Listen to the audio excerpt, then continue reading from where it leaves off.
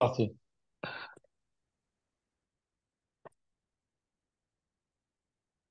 Bonsoir mes chers amis. Nous voilà pour la 11e paracha du livre de Bereshit et c'est la paracha de la rencontre. Enfin, Yosef va révéler son identité à tous ses frères et c'est le retrouvailles avec son père. Donc une paracha très très très riche en émotions.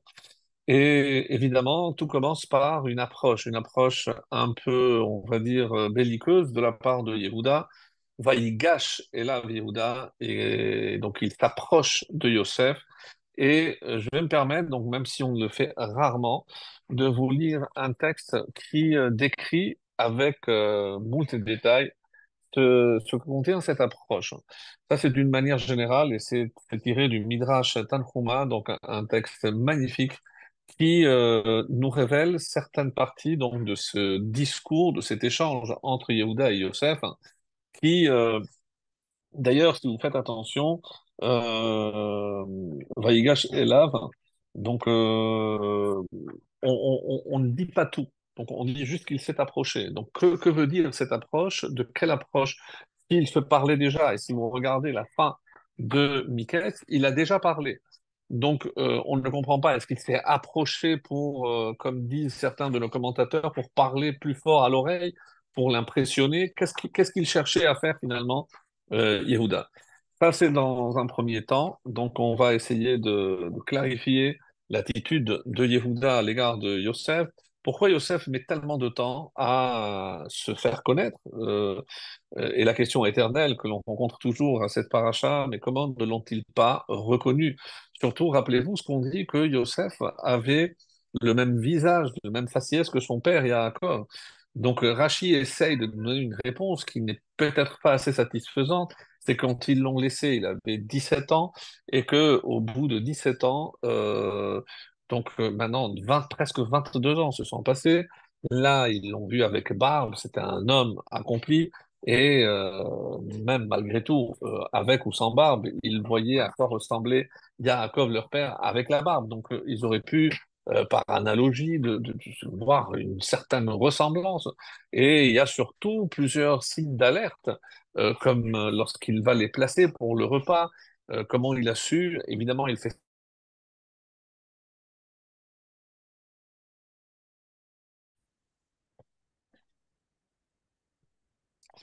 Alors, donc, on n'a pas reconnu Youssef, et c'est une question, puisque même s'il s'est laissé la barbe, comme prétend Rachid, mais on dit qu'il ressemblait très fortement à son père. Donc, forcément, on aurait pu imaginer qu'il y a un lien de ressemblance et que forcément, ils auraient fini par le reconnaître. Alors, c'est une question évidemment qui revient chaque fois, comme je disais, qu'on lit cette paracha. Alors, c'est vrai que habillé en prince, etc.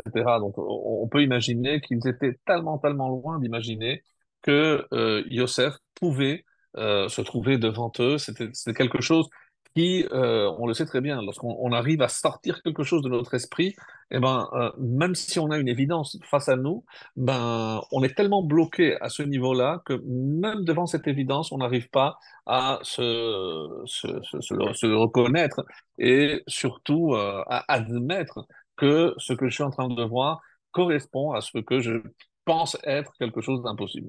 Donc, ça, c'est une explication. On va voir qu'il y a évidemment quelque chose de beaucoup plus profond. Et comme je le disais dans mon introduction, on va être aussi, pas dans l'obligation, mais on va essayer de réfléchir un petit peu à cette date du jeûne que nous avons ce vendredi. C'est le seul jeûne qui peut tomber vendredi et qui est maintenu le vendredi, comme vous le savez. C'est-à-dire qu'on commencera le début de Shabbat dans le jeûne, puisqu'il faudra attendre. Alors, certains permettent, si jamais je prie plutôt, une fois que je l'ai fait, à vite rentrer à la maison, même s'il n'y a pas la sortie des étoiles, ben, je pourrais manger. Mais bon, dans les faits, aujourd'hui, on est en hiver, donc c'est extrêmement tôt, donc il n'y a pas besoin d'avoir recours à cette solution qu'on utilise d'ailleurs en été pour ne pas attendre tellement tard. Donc on avance au maximum la prière de Harvit et même si on rentre, il fait encore jour. Mais comme on a accepté Shabbat, donc on peut déjà faire le kiddush. Quoi qu'il en soit, donc comment imaginer que ce jeûne, comme je vais le rappeler, qui ne correspond pas au deuxième temple. Ce n'est pas une date qui est attribuée à un événement quelconque relié au deuxième Beth Amikdash, au deuxième temple. En effet, le dit Tevet, on parle du siège de la ville de Yerushalayim, mais ce qui est assez curieux, c'est que c'est le siège de la première fois que la ville a été assiégée lors du premier temple.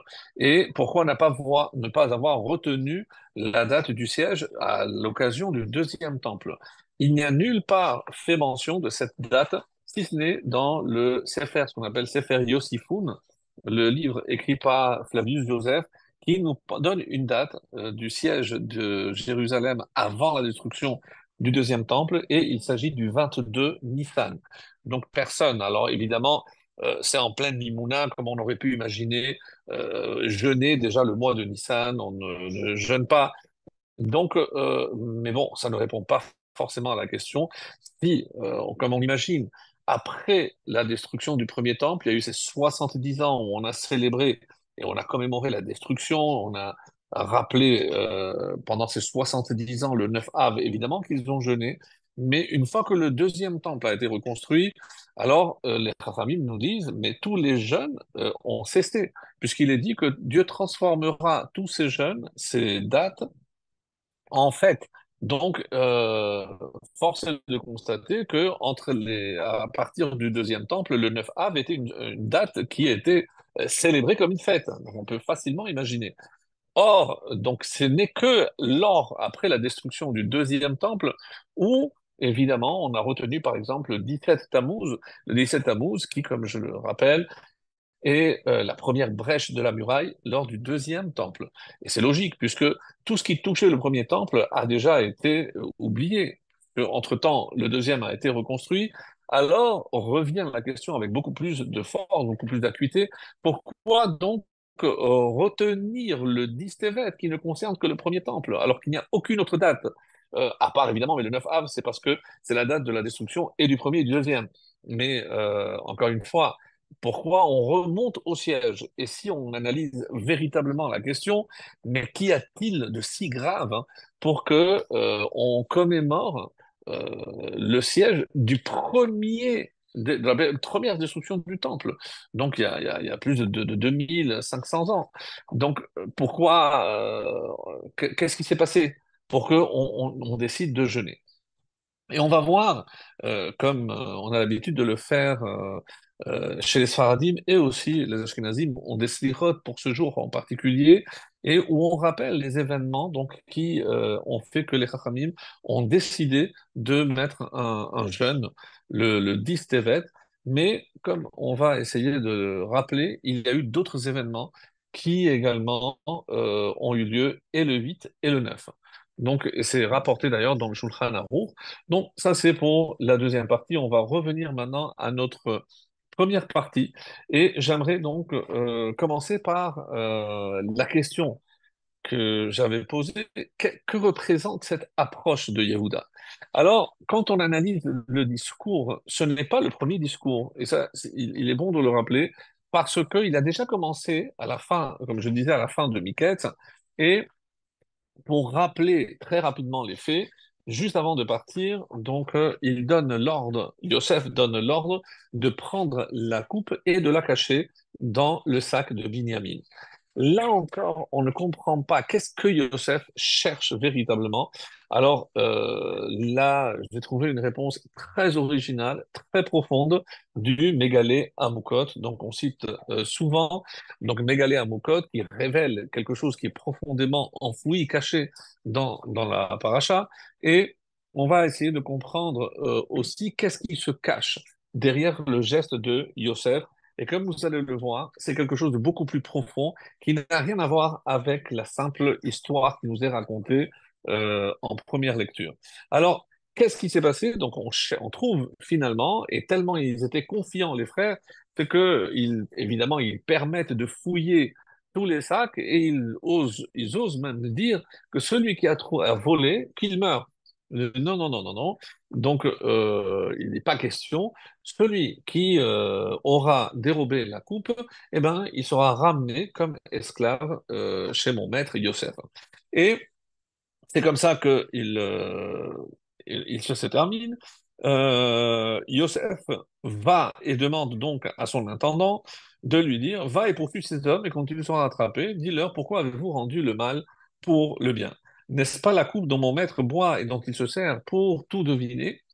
Et c'est une mauvaise action que la vôtre. Il les a rattrapés et il leur a dit ces mots. Pourquoi mon Seigneur tient-il de tels propos? Ce serait déshonorant pour nous, tes serviteurs, de commettre une telle chose. Dieu nous préserve de jamais faire une telle chose. Et on poursuit donc après la fouille. Qui est le premier qui prend la parole? C'est Yehuda. Et donc là, Yehuda, va Yavo Yehuda ve'echav beta Yosef, ils sont ramenés, c'est lui qui va prendre la parole.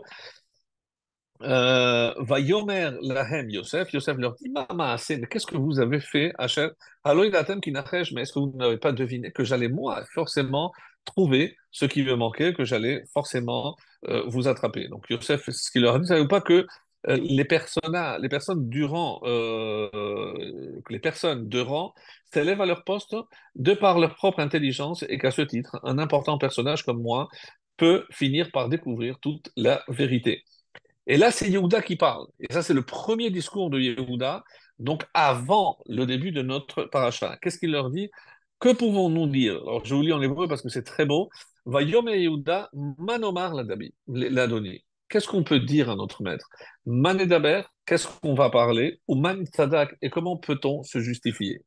Mais à quoi fait-il allusion? Mais il vient de dire qu'il ne pensait pas que Binyamin était coupable.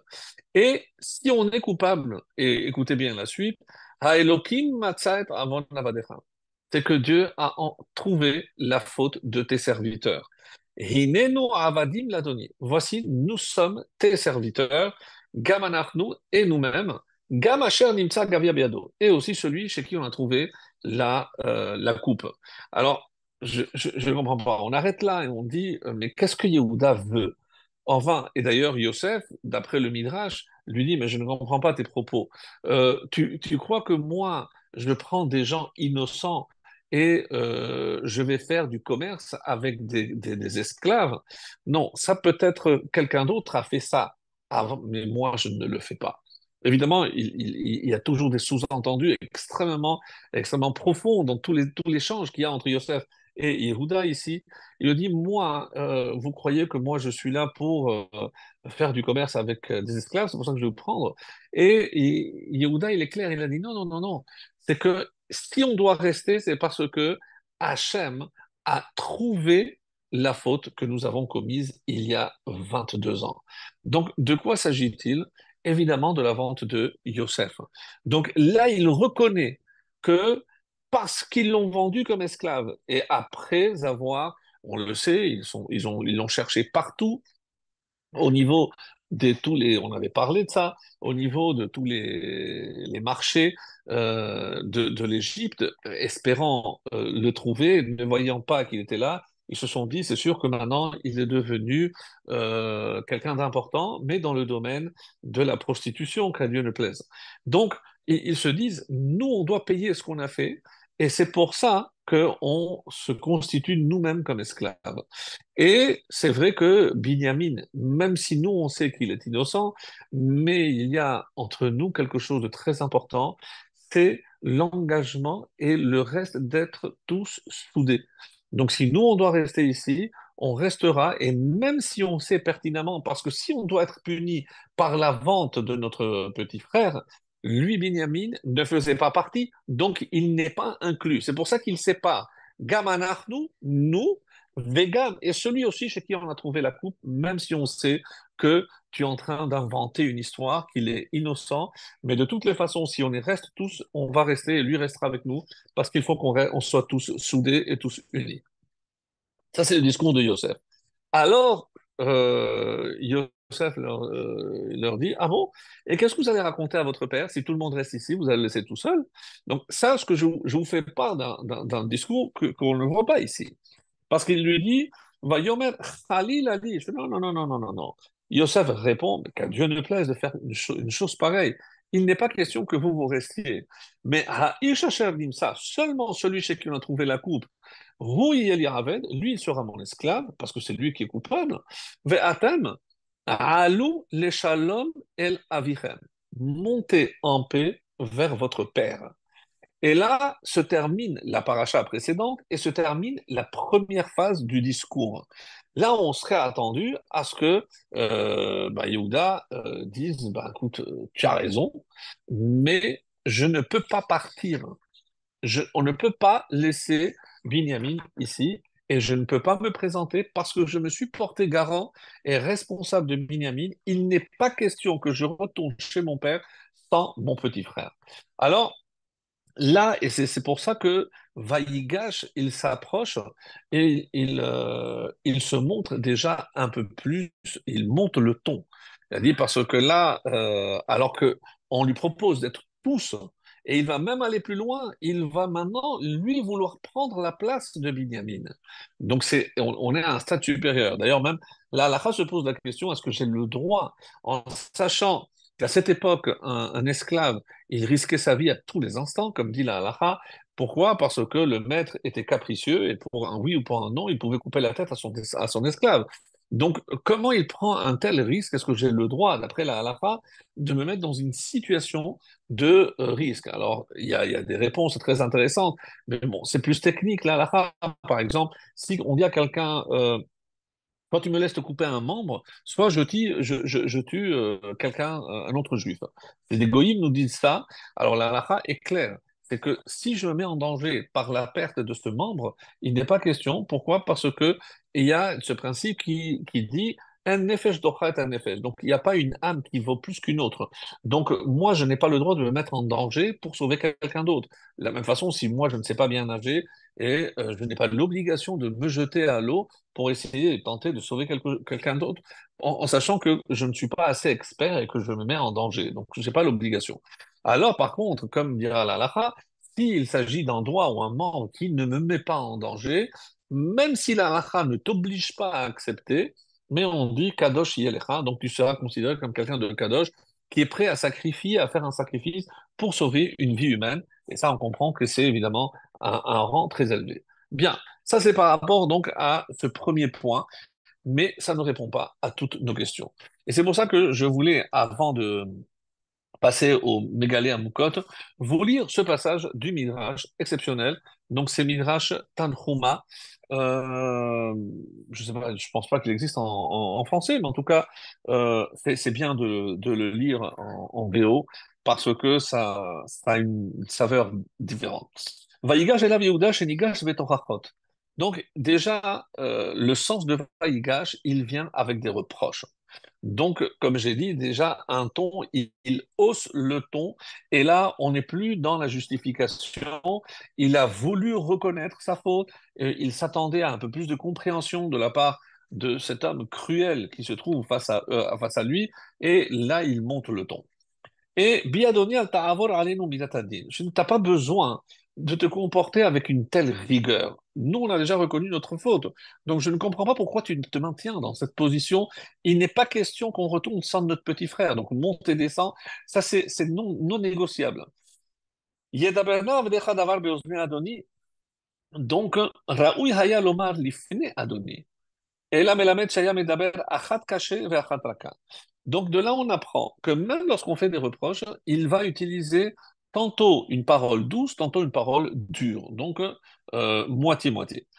Quand il dit Kikamocha keparo, parce que toi tu es comme le pharaon. Alors dans quel sens? Nous on comprend parce que tu as le même pouvoir que pharaon, tu le représentes, donc c'est comme si on était devant le pharaon. Ça c'est le sens littéral, le sens simple. Mais derrière les propos de Yehuda, qu'est-ce qu'il se cache? Keshem Sheparo Rabbecha Ohev Nashim ou Mechamedatan, de la même façon que ton maître, Pharaon, aime les femmes et il les convoite. Hein.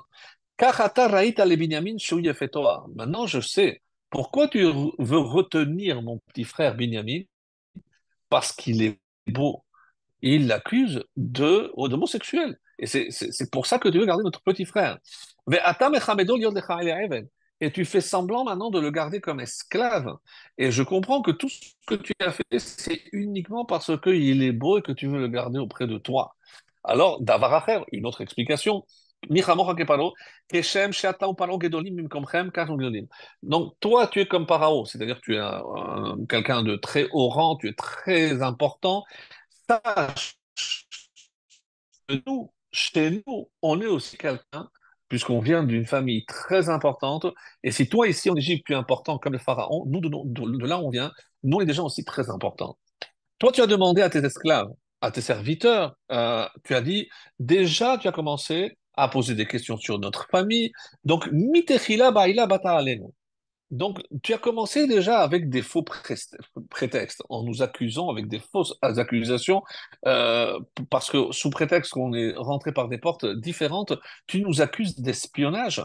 Mikama Medinot yardou le Mitzrayim mishmorochem velo sha'alta achad mehen. Avec tous les pays qui sont venus, parce que c'est l'Égypte, comme on avait expliqué par rapport au rêve de Pharaon, c'est la seule terre qui ne subissait pas les affres de la famine.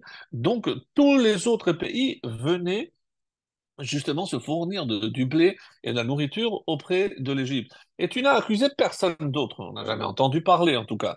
Shema bitecha banu likar, mais est-ce que tu penses qu'on est venu prendre ta fille au achotenu ata savour lissa, ou alors tu veux, c'est pour ça que tu cherches des prétextes pour prendre notre sœur. Afalpi chen lochissinu mecha. Nous, on a été kenim, on a été franc depuis le début, on t'a dit toute la vérité. On est des frères, on avait un autre frère, on a un petit frère, on a notre père qui est âgé. Yosef dit à Yehuda, en fait, lama ata dabera mikol achecha. Pourquoi il n'y a que toi qui parles? Depuis le début, il n'y a que toi qui parles. Et j'ai vu Aniroé Bagavia, c'est pour ça que pour lui c'était important, pour faire semblant avec toujours sa coupe, Sheyesh be'achecha gedolim mimecha, mais j'ai vu que tu as des frères qui sont plus âgés que toi, et pourtant c'est toi qui prends la place et tu es patite, tu ne fais que des déblatérés. Pourquoi tu parles? Laisse parler, ça manque de respect à l'égard de tes grands frères. Amarle kolzot shata roe bishvil ha'arut she'avarti. C'est vrai, tu as raison, et je vais te donner la réponse. Tu sais pourquoi c'est moi qui parle? Parce qu'auprès de notre vieux père, celui qui a pris la responsabilité pour ce petit frère, c'est moi. Et donc, celui qui rendra et qui devra rendre des comptes pour ce petit frère, pour Binyamin, c'est moi. Donc, les autres, ils ne sont pas concernés au même titre que moi, parce que c'est moi qui me suis engagé auprès de mon père. Amarle, mipene malo avarta et achicha que shemarartam la'im shemini be'esim kasef. Tiens, toi, je vois que maintenant que tu es garant, tu es responsable, mais explique-moi, pourquoi il y a 22 ans, lorsque tu as vendu son frère, l'autre dont tu m'as parlé, pourquoi tu t'es pas porté garant à ce moment-là, alors que tu as compté l'argent et il était dans le puits, il criait, comme dit le Midrash, il dit, mais enfin, mes frères, comment vous pouvez oser me faire ça? Mais je ne vous ai rien fait. Comment vous allez vous justifier auprès de papa? Vous... Et il n'arrête pas de pleurer devant eux. Yosef, c'est un des personnages qui pleure le plus dans la Torah. Vetiarta et avicha zaken. Et tu es revenu raconter des mensonges à ton père, tu lui as fait de la peine. Ve'amartalo, et tu lui as dit que c'est un animal sauvage qu'il a dévoré. Ve'hu lo chata lecha, mais t'avais rien fait de mal. Aval veshechata.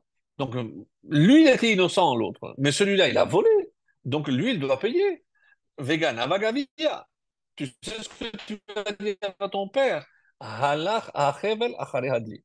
C'est que la corde est allée derrière le seau, en faisant allusion, comme certains vont dire, que de qui il descend? De Rachel. Qu'est-ce que Rachel a fait? Elle a volé les téraphimes de son père, de Lavan. Rappelez-vous, lorsqu'ils se sont sauvés, elle les a cachés, elle a fait semblant d'avoir ses règles, elle n'a pas pu se lever et elle a volé. Donc, c'est normal que le fils qui descend de la mer, il soit un voleur aussi. Kevan Sheshama Yehuda Akar, quand il a entendu ça, là, il a commencé à perdre patience.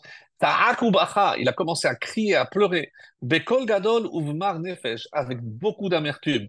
Amar ki ech e'ele la vie, ve'anar enenu iti.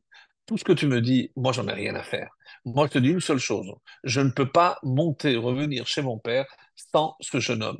Donc, tu peux dire tout ce que tu as envie. Je ne retournerai pas chez mon père sans lui.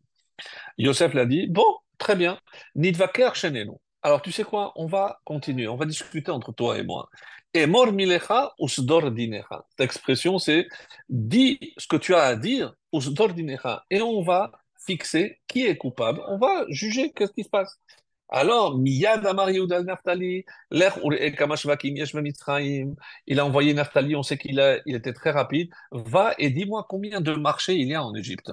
Il est allé, il est revenu, il a dit il y en a 12. Très bien. Yehuda parle à ses frères, il leur dit écoutez, moi, je me charge de trois marchés. Vous, vous êtes neuf, vous prenez chacun un. Et pourquoi faire? Ve'ani Machaliv, et on va tout détruire. On va détruire l'Égypte. Ve'lo nash'il ba'em ish, et on va laisser aucun survivant. Les frères, lorsqu'ils ont vu que Yehuda commençait à monter, la mayonnaise commençait à monter, ils ont dit, attends, attends, attends, Mitzrayim et Nak Echrem, là, c'est pas parce que à Shrem on a réussi qu'ici, l'Égypte, c'est une autre affaire. Donc on peut pas utiliser le même moyen. Tu exagères, Yehuda. Ne prends pas ça à la légère. Imata Machalim Mitzrayim, parce que, écoutez bien les phrases, parce que si tu détruis l'Égypte, c'est comme si tu détruisais et haolam kulo beota sha'a, velo yachol et c'est comme si tu détruisais le monde. Si l'Égypte était détruite, hein, c'est comme si tout le monde était détruit. Et là, Yosef, évidemment, il ne peut pas laisser faire une chose pareille. Lo yachol Yosef litapek. Yosef n'a pas pu se retenir. Et le sens que nous donne ici le Midrash, c'est pas de peur ou d'émotion parce qu'il a reconnu son petit frère. Non, mes chers amis, c'est pas du tout ça qui a euh, finalement motivé Yosef pour se faire connaître. Non, c'est pour qu'il n'en arrive pas à détruire le monde. Et il les savait capables. Amar Rabbi Shmuel bar Nachman, les sakana gedola yerad Yosef. Ici, le Midrash nous dit que Yosef s'est mis en grand danger parce que s'il l'avait tué, en beria ma'olam makilo velama armar, hotiu krolish me'alai. Au moment où il a voulu se faire connaître, il a demandé à tous les Égyptiens de quitter la salle. Mais comme dit ici Rabbi Shmuel bar Nachman, mais il n'avait pas le droit, il se met en danger de mort. Donc ils sont clairement venus pour lui faire du mal. Donc il sait très bien, il a entendu les propos, ils savent de quoi ils sont capables. Alors comment imaginer qu'il a fait sortir tout le monde, il n'y avait plus personne pour le défendre? Alors, qu'est-ce que Yosef s'est dit? C'est une phrase merveilleuse. Mutav hareg, il vaut mieux que je meure. Velo avayesh et achai bifne hamitrim. Plutôt que je fasse honte à mes frères hein, devant les Égyptiens. Pour ne pas que les frères passent de la honte, il était prêt à mourir. Parce qu'il aurait pu dire Ani Yosef et se faire connaître devant tous ses frères. Mais il n'était pas question qu'il se fasse reconnaître ou connaître à ses frères devant des Égyptiens. Non, il ne voulait pas imaginer que ses frères allaient passer cette honte. Amar li Yehuda li Yosef, teda shemitechila lo bata alenu ela validod. Yehuda revient à la charge. Écoute, là je commence à en avoir vraiment marre. Parce que depuis le début, tu ne cherches que des excuses. Batechila Amartalanu, tu as commencé à nous dire qu'on est des espions. Après, tu nous as dit qu'on est venu voir Ervat Haaretz, la richesse ou la nudité, selon l'interprétation, de la terre, parce que nous a traité. Après, tu nous as dit qu'on a volé ta coupe. Tout, depuis A jusqu'à Z, tout ce que tu as dit, c'est du pur mensonge. Ani nishba bechaye avi tzadik. Moi, sur qui je jure, pour te dire la vérité, sur la vie d'un juste, c'est-à-dire mon père. Et toi, sur qui tu jures? Bechaye Parao Racha, sur la vie d'un mécréant comme Parao. Tâche. Im ani otzi charbi minarki tartika, amale kol mitraim haogim. Si jamais je dégaine mon épée, je remplis toute l'Égypte de cadavres. Alors Yosef ne se laisse pas du tout impressionner. Imtotsi, sache que si jamais tu sors ton glaive de son étui, à Nikorecho al Tzavarecha, je te fais une cravate autour de ton cou. Alors, t'amuses pas avec ça avec moi. Yehuda lui dit, mais tu comprends pas que moi, si j'ouvre ma bouche, je t'avale. Qu'est-ce que dit Yosef? Si tu ouvres ta bouche, hein, à Nisotement, Be'even, moi je peux la boucher avec une pierre. Mes amis, on comprend ici que c'est le Midrash, et que le Midrash, c'est certainement pas, on n'est pas en train de faire ici des histoires pour les enfants, ou la mythologie, Chas Shalom. Donc chaque chose a des sens cachés, on n'a pas trop le temps, parce que je voudrais vraiment terminer ce texte, mais Even, c'est Av Ben. Donc, la relation que j'ai eue avec mon père, tu ne pourras jamais atteindre. Donc, tout ce que tu pourras dire ne pourra pas contrebalancer le respect, ce que moi j'ai pour mon père. Donc, il y a comme ça, pour chaque exemple, chaque chose qui est dite ici entre ces deux frères représente quelque chose de beaucoup plus profond que ne laisse paraître le texte. Amar Yehuda Yosef, man omar le Abba. Mais tu n'as pas compris, mais qu'est-ce que tu veux que je dise maintenant? Qu'est-ce que je t'ai déjà dit. Tu vas dire que la corde a suivi le saut, je t'ai déjà répondu. Yehuda lui dit, din sheker atano. Non, parce que tu n'es pas juste. Le jugement que tu es en train de faire, c'est un faux jugement. Yosef lui dit, en lecha din sheker. Ah bon, moi, je fais un jugement faux, mais vous, quand vous avez condamné votre frère à mort, pourquoi c'est un jugement équitable, ça? Amar le Yehuda, Noura di Shechem d'Ali Velvi. Attention, parce que j'ai le feu de Shechem qui brûle en moi. Yosef lui a dit, eh ben moi, j'ai le feu de ta belle-fille Tamar qui brûle en moi. Là encore, des langages codés. Alors, sache, Yehuda lui dit, je vais sortir et ve'etzba kol shvakim shemitzrayim bedam. Je vais colorer tous les marchés de sang. Ah, parce que maintenant tu es peintre. Amal Yosef, et c'est vrai. Tsabaïm Atem, j'ai oublié que vous aussi, vous étiez de bons peintres. N'est-ce pas la tunique que vous avez peinte aussi, vous avez trempé dans le sang, vous êtes devenus des spécialistes. Kevan Shera Yosef Shiskima Datam Le'acharit Misraïm. Mais là, il avait poussé le bouchon un peu trop loin. Lorsqu'il a compris qu'il s'apprêtait à détruire toute l'Égypte, à Mar Yosef Belibo, là, il vaut mieux que je me fasse connaître plutôt qu'il détruise le monde. Amar Len Yosef, Lokach Amartem. Attention, mais j'ai une dernière question. C'est pas vrai, vous m'avez dit, au début, vous m'avez dit que l'autre frère avait disparu. Maintenant, vous m'avez dit qu'il est mort, arrive Met, que son frère, le frère de ce jeune homme, est mort. Je ne comprends pas. Vous savez pourquoi?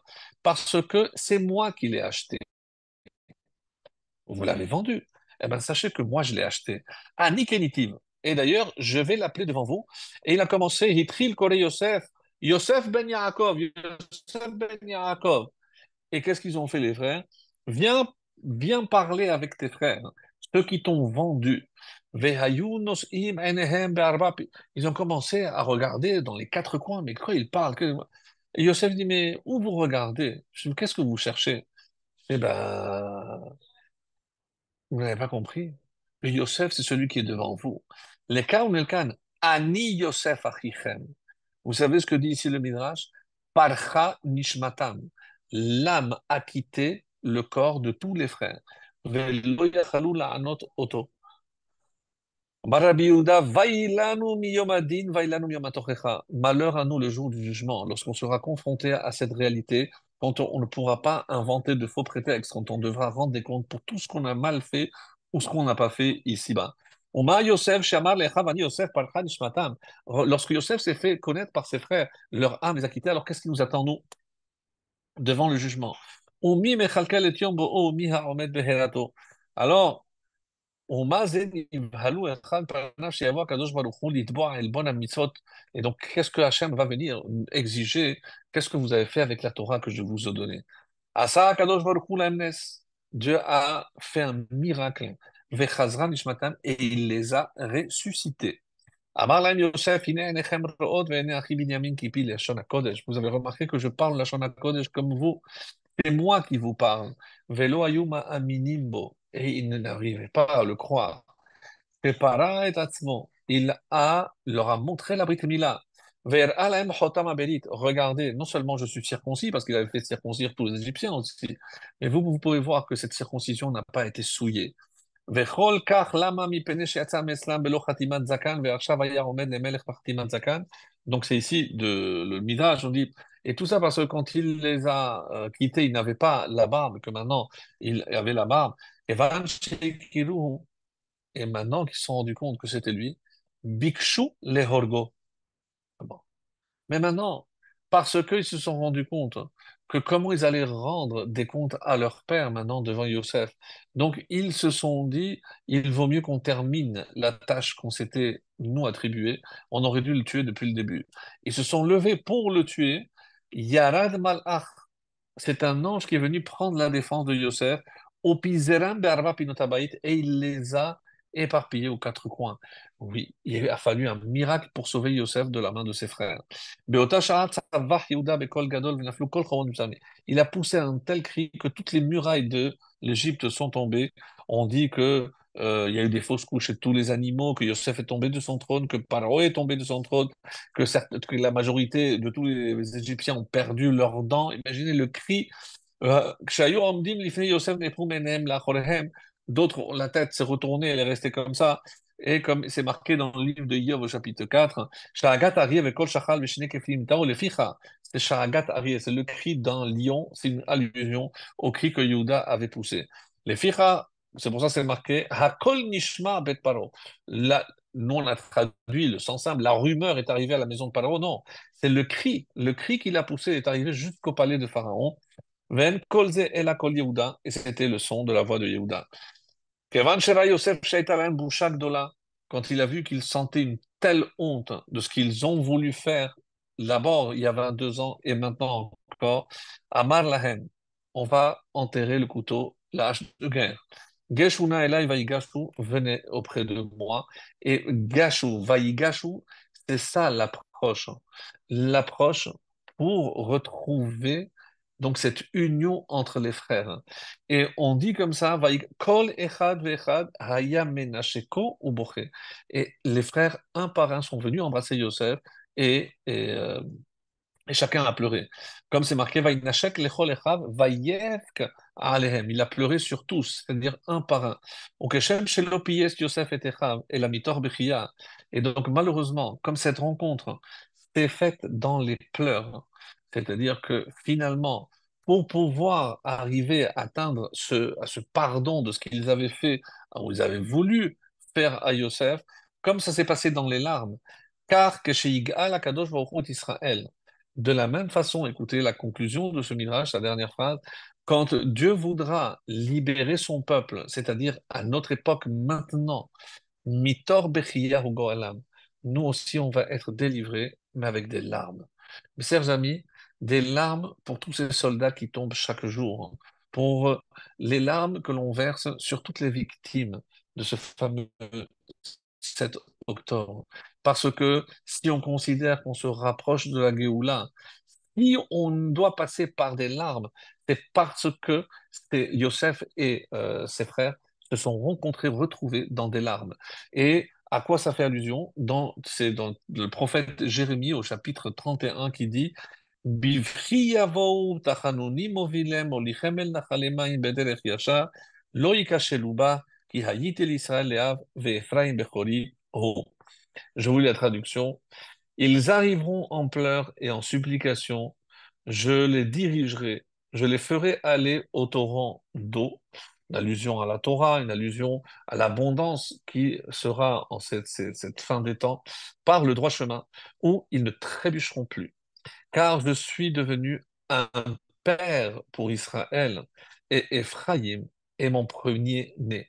Éphraïm qui est le fils de Yosef, mais qui n'est pas le premier-né. Rappelez-vous qu'Ephraïm ou Ménaché, c'était Ménaché, l'aîné, Ephraïm le deuxième, et c'est-à-dire au moment où Ephraïm, parce que lui, il a pris la place du premier-né, et que Ménaché l'a accepté sans dire un mot, et ben à ce moment-là, lorsque les retrouvailles entre Yehuda et Yosef auront lieu, malgré tous ces pleurs, c'est la garantie que nous arrivons donc à cette belle conclusion. C'est évidemment celle qu'on attend avec beaucoup d'impatience.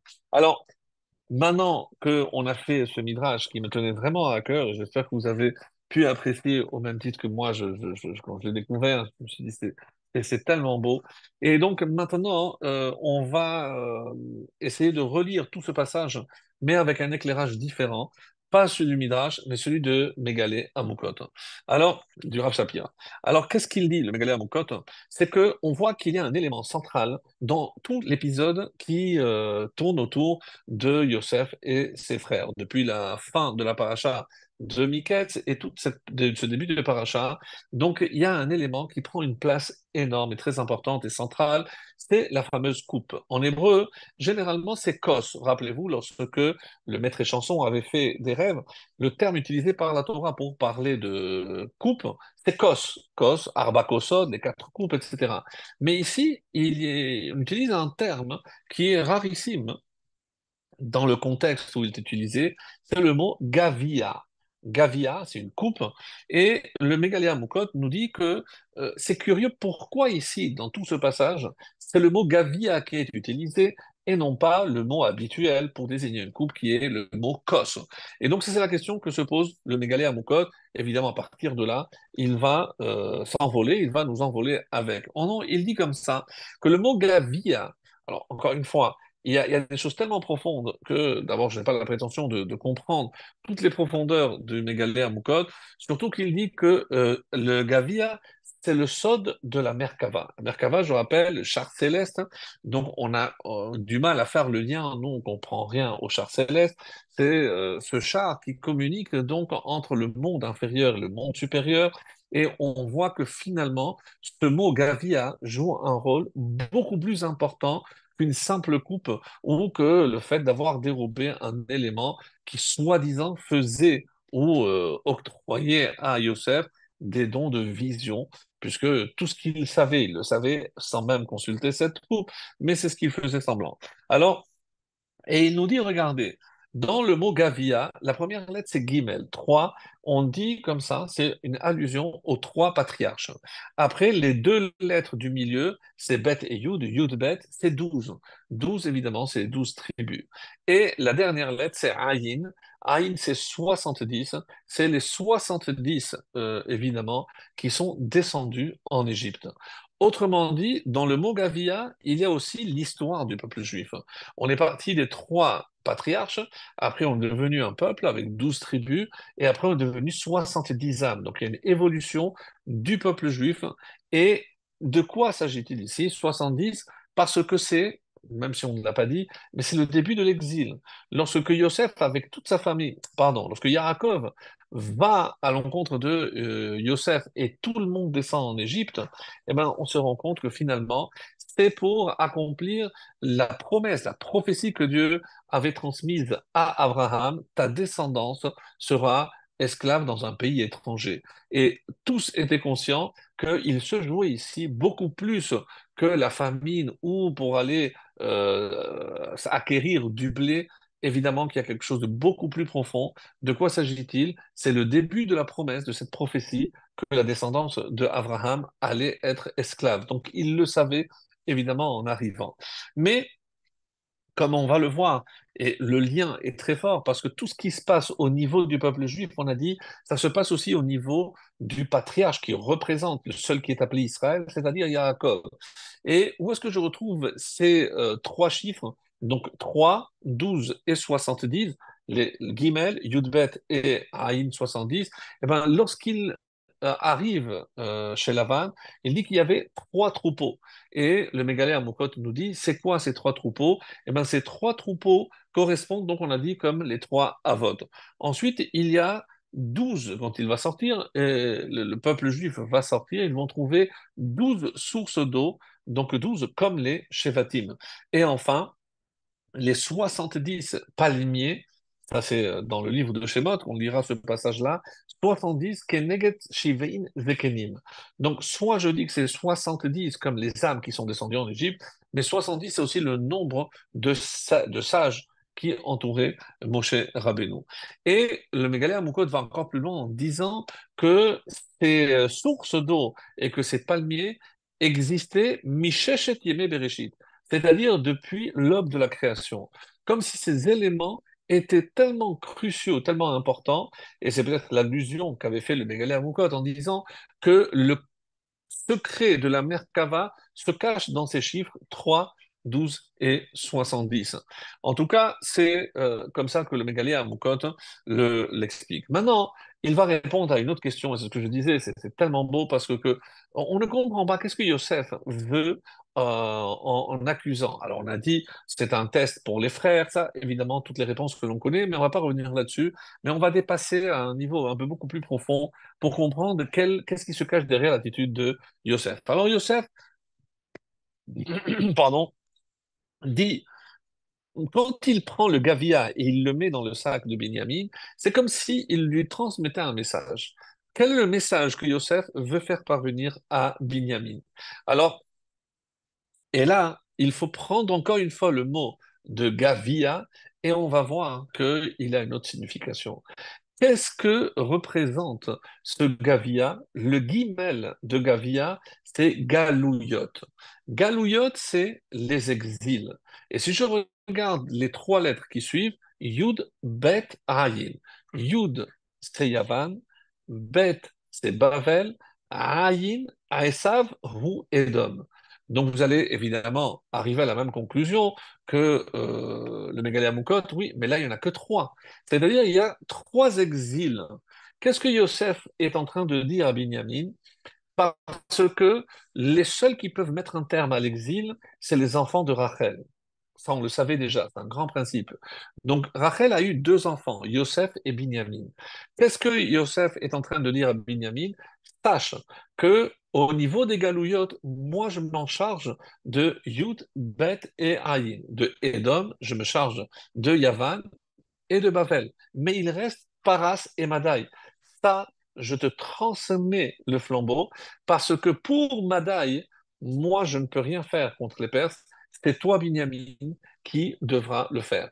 Et ça vous dit quelque chose. Dans la Megillat d'Esther, qu'est-ce qui est marqué? Mordechai Ish Yemini. Yemini, de quelle tribu était Mordechai? De la tribu de Binyamin. C'est-à-dire que lorsque Yosef donne cette coupe qui, évidemment, est une allusion qui renferme énormément d'enseignements et de secrets. Qu'est-ce qu'il est en train de dire à son petit frère? Écoute, entre toi et moi, on peut venir à bout de tous les exils. Moi, je me charge de trois. Toi, Binyamin, il te reste un seul. Et c'est ça la lettre manquante. C'est pour ça qu'elle n'apparaît pas dans le mot Gavia, parce qu'il transmet maintenant à Binyamin. Et on comprend maintenant la fin de Miketz. Qu'est-ce qu'il dit? Ve'atem, la dernière phrase, Alou le shalom el avichem. Littéralement, vous montez. Monter, c'est monter en Israël. Évidemment, c'est ici, parce qu'il devait retourner en Israël. Mais quelle est l'allusion ici? Les avichem sheba shamayim. Donc là, vous pourrez monter, une fois qu'on aura terminé avec tous les exils, on pourra enfin s'élever, on pourra tous venir ici, on se retrouvera tous en Israël. Alors, alou les shalom, et enfin en paix, el avichem. Et c'est pour nous dire que nous, on s'est chargé de mettre un terme à tous les exils, et c'est comme ça qu'on pourra retrouver le shalom, la paix. Et comme il y a une allusion à Alou le shalom, el Avichem. Avichem, je rappelle, c'est le dernier mot de la paracha de Miketz, juste avant Vaïgash. De Avichem, je passe à Vaïgash. Et comme ça continue le Magalé Amoukot, montrer cette richesse extraordinaire. Et qu'est-ce qu'il nous dit? Que et Avichem, c'est Aleph, Bet, Yud, Kaf, Mem. Et qu'est-ce que je retrouve ici? Aleph, c'est Edom, Bet, Bavel, Yud, Yavan, Kaf, c'est Kasdim, et même c'est Madaï. Donc les Kasdim, il y en a qui disent que c'est les Perses. Et donc j'ai ici tous les exils, donc celui de Édom, évidemment de Esav, le Bavel, Yavan, Paras et Madaï, dans le mot Avichem.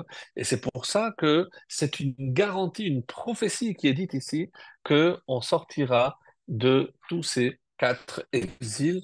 Évidemment, c'est ce que on nous souhaite. Et maintenant qu'on a parlé de cela, on va pouvoir faire juste la jonction, puisque c'est parfait pour nous faire la jonction avec justement les exils. Et quand on parle d'exil, par quoi a commencé le tout premier des exils? C'est avant la destruction, avant la première brèche, avant la destruction du premier temple. On revient justement à cette fameuse date du 10 Tevet qui marque le début du siège de la ville de Jérusalem, avant la destruction du premier temple, comme on l'avait rappelé lors de notre introduction.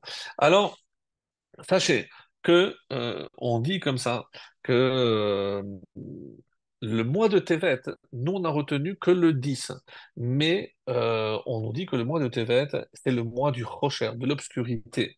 Pourquoi? Parce qu'il y a un événement tragique le 8, le 9 et le 10. Le 10, hein, on le sait, c'est le siège de Jérusalem.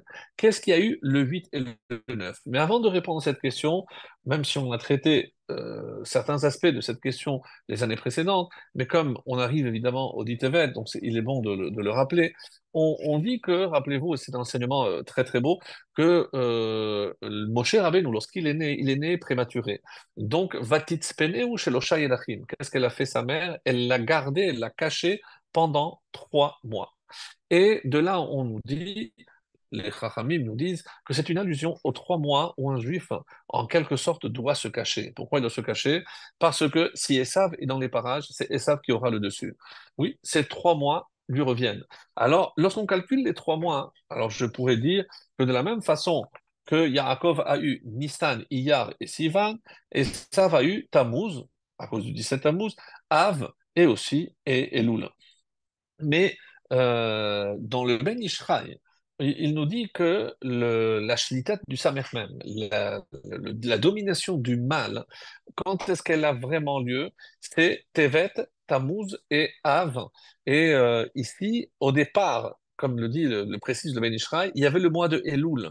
Mais Elul est revenu à Yaakov. C'est pour ça que Elul est tellement important parce que c'est le mois qui nous prépare à la nouvelle année, c'est le moment où on fait Teshuvah, parce qu'on doit justifier le sacrifice que Yaakov a fait, de récupérer, et ça lui a coûté énormément d'efforts, de récupérer le mois de Elul pour qu'il soit pour le peuple juif.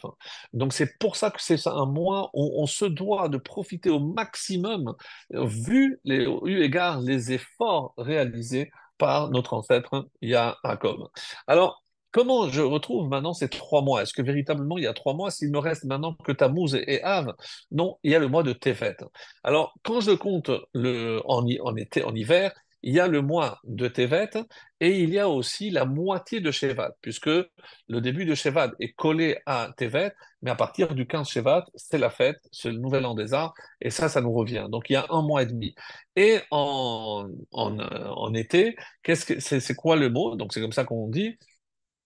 En été, il y a Tammuz, tout le mois de Tammuz, et Av. Mais Av, c'est jusqu'au 15, parce que là aussi, le 15 Av, il y a une fête. Comme le 15 Shevat, on passe du côté du bien, et bien le 15 Av, aussi, on passe du côté de la joie.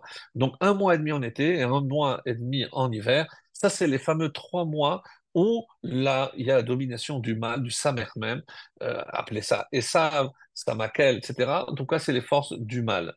Comme les Ramim vont plus loin.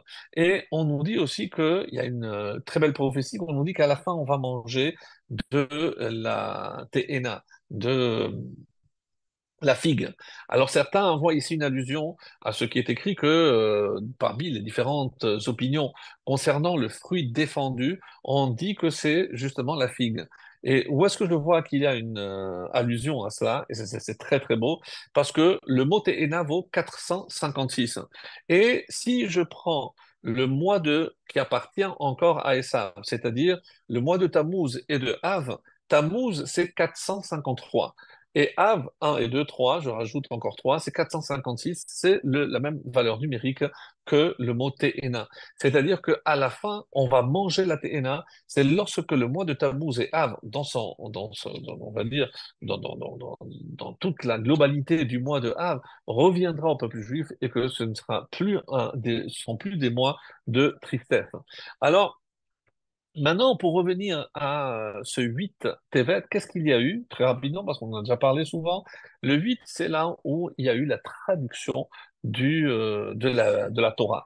Alors, évidemment, il y a beaucoup de questions qui sont posées, mais Moshe, quand il a transmis la Torah, on dit qu'il a traduit en 70 langues.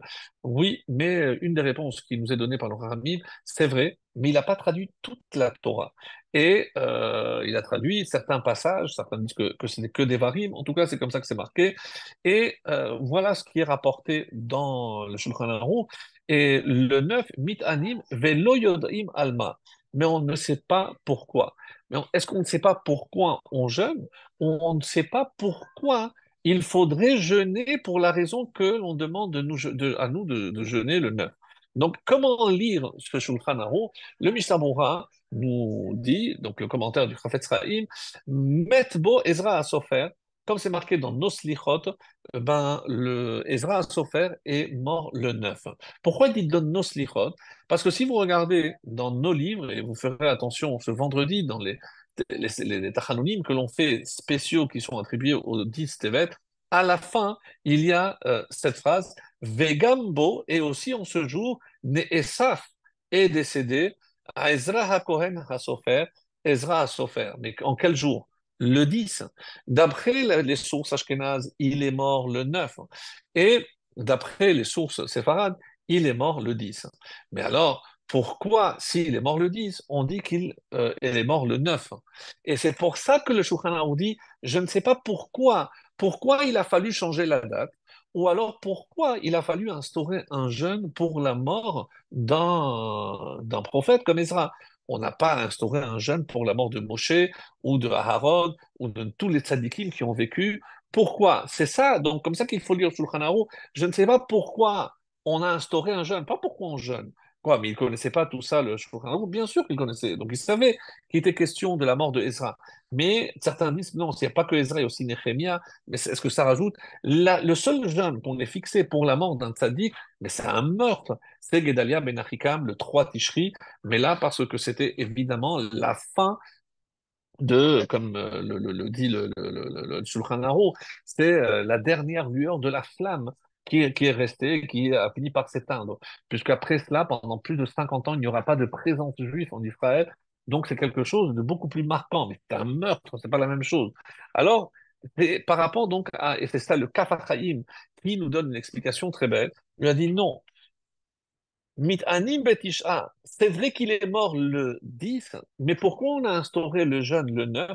Parce que comme il y a déjà une autre raison pour le 10, si on jeûnait le 10 et on incluait, les gens allaient oublier que on a aussi inclus la mort de Ezra, celui qui a permis le retour de l'exil. Donc, pour distinguer, même, pardon, même si on sait qu'il est mort le 10, mais on va mettre le jeûne le 9 pour que les gens n'oublient pas la raison pour laquelle il faut jeûner à la mort de Ezra. C'est comme ça que on dit. Alors, par rapport, donc, comme je disais, à cette interprétation, on avait la lettre de Ptolémée, donc le roi Ptolémée qui a la lettre d'Aristée, d'après certains. En tout cas, la source est aussi bien dans la Gemara. On parle de 70 sages qui ont traduit la Torah. Il y a eu 13 différences et il y a un miracle. Les 13 différences, c'était les mêmes pour tout le monde. Donc, des choses assez impressionnantes. Alors, on dit que le mois de Tevet est mort aussi Abraham, comme l'indique le verset Tikaver Beseva Tova. Il sera enterré avec une belle vieillesse. Si je prends les premières lettres Tikaver Beseva Tova, les trois lettres donnent le mois de Tevet. C'est pour ça qu'on dit que, d'après certains, le mois de Tevet, c'est là où est décédé Abraham Avinu. Et certains diraient que c'est pour ça qu'on jeûne aussi, parce que si on dit que c'est la mort du tzaddik de Ezra, mais on remonte en fait à Abraham et on a voulu aussi inclure un jeûne pour le décès de Abraham Avinu. C'est comme ça que on l'explique. En tout cas, il y a un texte, et c'est là la source se trouve dans le livre de Ézéchiel, Yecheskel 24. Vaï devar Hashem Elai b'shana teshi'it b'chodesh ha'asiri. Dieu s'adresse à Yecheskel le 10 du mois. Ben Adam ketov lecha et marque cette date. Et ha'etzem hayom hazeh samach melech Bavel Yerushalayim ba'etzem hayom hazeh. Donc, au sein même de ce jour, eh ben, euh, on dit que le roi de Babel, Nabucodonosor, Samar, il a imposé ses mains. On dit que l'explication qui est donnée ici, c'est qu'il a fait le siège. Mais le verbe Samar est très étonnant ici, puisque Samar ne veut pas dire siéger ou assiéger. Donc, qu'est-ce que cela veut dire? On va voir aussi une très belle explication par rapport à cela. Ou Machal Elbet Hamori, Machal, donc après, il continue. Mais Tsudo David nous dit, Achaz Beze Hamoshel, qu'est-ce que c'est cette parabole? L'Omar Hayomahu Techilat Hamatzor, Shehu Hachana El Akibush. Parce que c'est vrai que il n'y a pas eu de conquête, il n'y a pas eu encore de mort d'hommes, il y a rien. Mais c'est le début de la conquête et c'est pour ça qu'on a retenu ce début qui a duré 3 ans et demi, comme diront nos maîtres. Et pourquoi ça a duré tellement? Et là aussi, un petit détail très important que je voudrais partager avec vous, c'est que quand ils se sont sentis assiégés, on dit que Nabucodonosor, Nebuchadnezzar avait très très peur d'assiéger la ville de Jérusalem. Pourquoi? Parce que son prédécesseur, rappelez-vous, Sancheriv, il avait déjà fait une tentative avec 180 000 soldats à l'époque du Cheskia Wameler. Qu'est-ce qui s'est passé? Ils ont assiégé la ville. Le lendemain, il y avait eu une peste, comme le décrivent certains passages, on en avait parlé, c'est l'Haftara, et tous étaient morts. Donc, du coup, Nebuchadnezzar avait peur, mais il a dit, il va m'arriver la même chose. Qu'est-ce qui a fait que, qu'est-ce qui l'a encouragé? C'est le fait que le jour où il est arrivé à assiéger la ville, c'était un Shabbat. Eh oui. C'était un Shabbat. Comme le dira d'ailleurs le Khatam Sofer, c'était un Shabbat que malheureusement, quand il a vu que Hachem lui avait permis d'arriver et de faire le siège le jour de Shabbat, il a dit, je sais que je vais y arriver. Parce que si Hachem m'a permis d'arriver le Shabbat, et nous on pense évidemment à un autre Shabbat, le 7 octobre, donc si ils sont arrivés le 7 octobre, c'est pour nous rappeler, et je vous lis parce que c'est un Khatam Sofer qui fait se dresser vraiment. Qu'est-ce que c'est? C'est pour nous dire, et c'est comme ça que le Midrash Echa va nous dire, dans ce Khatam, dans les Derushim, les explications, interprétations du Khatam Sofer, et il arrive à la conclusion que le temple n'a été détruit. C'est sûr qu'on parle des trois fautes, le meurtre, l'idolâtrie, les relations interdites. On dit qu'il y a aussi la shonara, tout ce que vous voulez. Mais qu'est-ce qu'on a retenu d'après le Khatam Sofer? Que le temple n'a été détruit que par la profanation du jour de Shabbat. Vous avez bien entendu, mes amis. C'est parce que le temple, comme les Juifs ne respectaient plus le Shabbat, Hachem ne voulait plus de son temple. Et quand on dit maintenant, quand on voit les sources, par exemple dans Abu Dharam, on nous dit que c'est le seul jeune qui, avant le calendrier de Hillel, maintenant il peut jamais tomber Shabbat. Mais c'est le seul jeune, à part Kippour, qui pouvait tomber Shabbat et on jeûnait le Shabbat. Rappelez-vous ce qu'on avait dit. Maintenant, quelque part, on va commencer ce Shabbat, le Shabbat qui arrive, le Shabbat de Vaïgash, dans le jeûne, puisqu'il faudra attendre la sortie du Shabbat quand on va faire le kiddush, c'est pour casser le jeûne. Donc on va rentrer Shabbat dans le jeûne. Qu'est-ce que ça symbolise? C'est pour que l'on prenne conscience, mes chers amis, de l'importance de garder le Shabbat. Parce que tant qu'on garde le Shabbat nous protège. Combien d'histoires on a entendues par rapport à ce 7 octobre, des gens qui ont décidé de faire le Shabbat, énormément de choses qui nous prouvent à quel point, là où on respecte le Shabbat, comme cet hélicoptère qui a eu une panne qui est arrivé, et au moment où les terroristes s'apprêtaient, Kfar Maimon à rentrer, grâce à ces soldats qui se trouvaient cet hélicoptère qui n'avait rien à faire là-bas, eh ben, ils ont été ils ont pris peur devant une telle force et ils ont fait demi-tour, ils ont été sauvés comme ça. Donc des choses mais vraiment, vraiment miraculeuses parce que nous avons la garantie que le Shabbat nous protège. Et c'est ce que veut dire ici le Khatam Sofer. Donc par rapport à toute cette explication, et donc c'est ce que je voudrais pour ma conclusion, c'est un enseignement du Rabbi Lubavitch, mais c'est pour ça qu'on dit que Be'etzem, et qu'est-ce que ça veut dire? Samar, il s'est appuyé littéralement sur le fait qu'il soit arrivé Shabbat pour se dire, si Hachem m'a permis d'arriver Shabbat, je sais que je peux y aller parce que je vais réussir à détruire. Et pourquoi ça a duré 3 ans? Il y a aussi un élément historique très important, mes amis, c'est que qui c'est qui est venu en aide au peuple juif, aux juifs de cette époque-là? Les Égyptiens. Donc les Égyptiens venaient par la mer et lorsque Nabucodonosor ont su que un grand ennemi comme les Égyptiens arrivait, eh ben ils ont fait demi-tour, ils ont pris peur, et ils sont partis. La première tentative. Le prophète Jérémie dit, ne vous réjouissez pas trop vite, parce que je vous dis que même ceux sur qui vous comptez vous lâcheront et vous vous retrouverez tout seul. C'est exactement ce qui s'est passé. Mais ce qui n'est pas raconté, c'est raconté dans le Midrash Echa, quelque chose de vraiment époustouflant. On nous dit que tous les bateaux de l'Égypte arrivaient pour venir en aide aux Juifs. Et à un moment donné, ils ont vu sur la mer plein de cadavres qui flottaient. Ils ont commencé à se demander, mais qu'est-ce que c'est que ça? C'est quoi tous ces cadavres? Ils ont demandé, interrogé, parce qu'ils sont toujours entourés, évidemment, de sorciers, et il a dit, vous voulez savoir?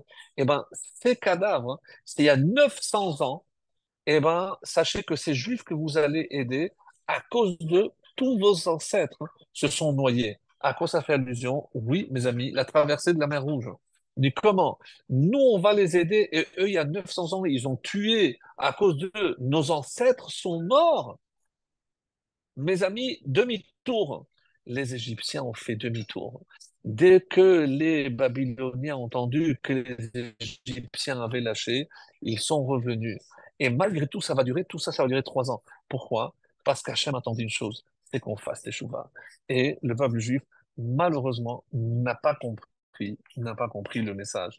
Mais comme plusieurs fois dans l'histoire. Alors, lorsqu'on lit maintenant des chiffres, je ne sais pas si vous êtes au courant, mais le nombre d'Israéliens et parmi les soldats et parmi la population qui sont en train de faire teshuva après les derniers événements qui ont eu lieu. Mais parce que forcément, si c'est vrai qu'on pleure nos soldats, qu'on pleure nos victimes, oui, mais on doit trouver la force. Parce que il ne sert à rien de se lamenter.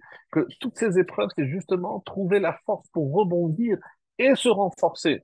Et comme le dit le Khatam Sofer, dans quel domaine il faut se renforcer? Ben, essentiellement, justement, dans le respect du Shabbat. Et dans un autre contexte, hein, euh, comme dit le Rabbi Lubavitch, d'une manière aussi très belle, eh ben, c'est quand on dit que le siège, c'est lorsqu'on se rapproche de la muraille. Pourquoi? Parce que la muraille, elle est faite pour nous protéger. Et toutes les murailles que les Chachamim ont placées pour éviter que le peuple juif, hein, ben, qu'à Dieu ne plaise, vienne à fauter. Donc, si jamais je n'ai pas pris conscience que cette muraille est là pour me protéger, eh ben, je connais la suite. Il y aura une brèche, et après la brèche, le mal va s'introduire. Donc, je dois renforcer dans son langage. Le Rambam dit que Zichron Ta'anit hu kedei shenashuv lehetev. Donc, le fait de jeûner, et c'est pour ça qu'on va jeûner aussi même un vendredi, c'est pour qu'on prenne conscience qu'on parle ici du Shabbat. Veine Yerushalayim hi otiyot yere shalem. C'est parce que comme c'est beau. Les lettres, puisqu'on parle ici du siège de Jérusalem, mais qu'est-ce que c'est Yerushalayim? Yere shalem. Ma crainte, yira, elle est pleine, elle est parfaite. Veka'asher mezahim matzor, mais si il y a un siège dans la ville de Jérusalem, c'est-à-dire qu'il y a un siège, c'est-à-dire qu'il y a un problème où dans ma crainte du ciel. Et comme c'est marqué dans le premier mot de la Torah, Bereshit, Yere Shabbat. Quelle crainte? C'est le respect du Shabbat. Afilu al digdu kal shel divrei sofrim. Et c'est même si je me montre un peu léger, même par rapport à des lois des Chachamim. Vafilu inyan shechidesh talmid vatik betot Chachamim. Même si sur des nouveautés d'aujourd'hui, je me dis qui c'est qui a dit que l'électricité aujourd'hui n'existait pas?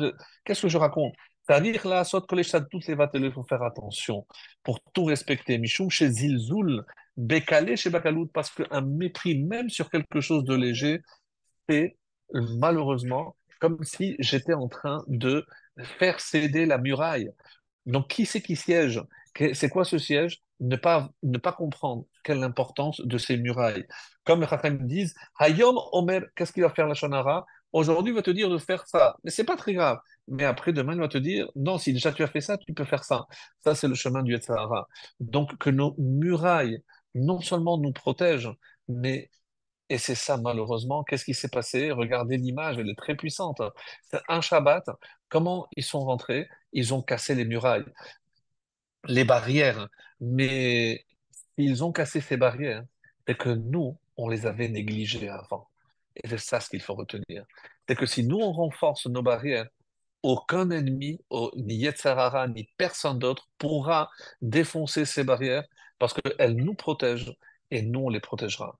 Que le Shabbat, que nous respecterons, que nous garderons, nous protège toujours de tout mal, jusque si il est vrai qu'on a malheureusement perdu le Beth Amikdash, hein, parce qu'on n'a pas su respecter le Shabbat, et bien que tout le monde se renforce, et c'est comme ça qu'on retrouvera le troisième Beth Amikdash.